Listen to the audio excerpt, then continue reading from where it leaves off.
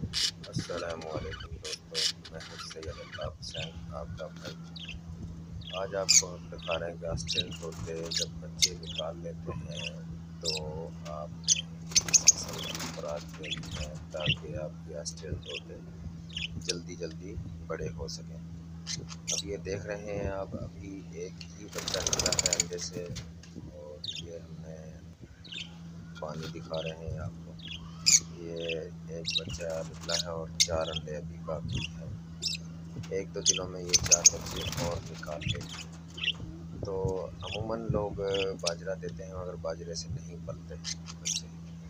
तो हमें तरीका क्या करना है, चावल उबाल लेने हैं। चावल उबाल कर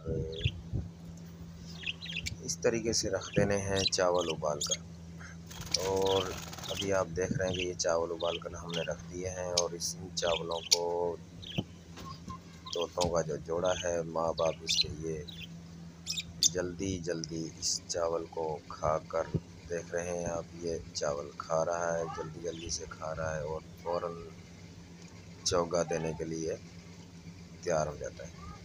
इस तरीके से जल्दी जल्दी बच्चे पल जाते हैं और मैं देखता हूँ आपको इंशाल्लाह और आइंदा वीडियो आपको जल्द दिखाएंगे। अल्लाह हाफिज़, खुदा हाफिज़।